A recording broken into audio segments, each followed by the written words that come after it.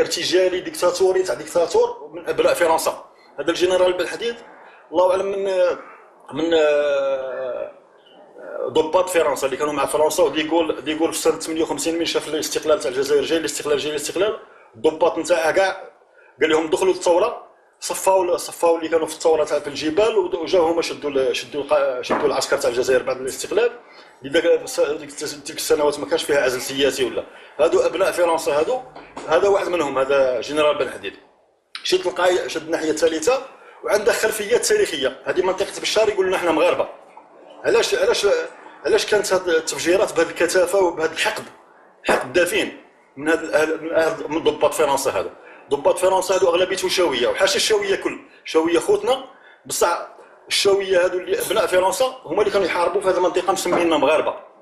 وهما حنا نسموهم اولاد فرنسا. الا حنا مغاربه مسلمين، هما اولاد فرنسا، يمشيو رضعوا منها، يمشيو يكملوا يرضعوا منها.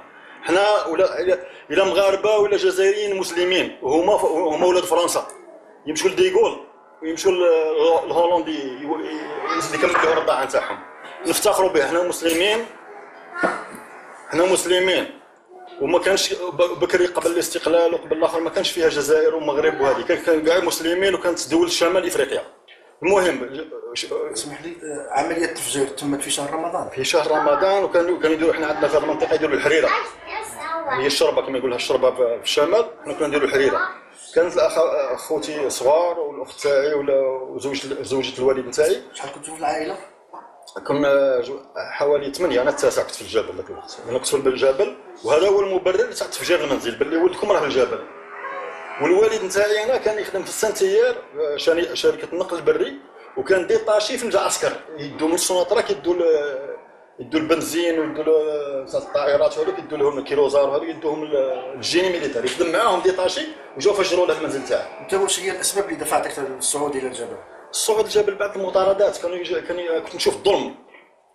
كان يجينا الشرطه يضربونا، يشوفك تمشى مع واحد مرتاحي، يشوفك تصلي، يشوفك تحرشات. المهم خصك ما تنتميش للوطن، ما تنتميش لهذا الشعب. تشوف ولد عمك طاردوه، خصك تدخل فيه. بعد الظلم هذا وبعد التشرد وبعد الاخر هربنا للجبل. كنا كاع ننتموا للجبهه الاسلاميه.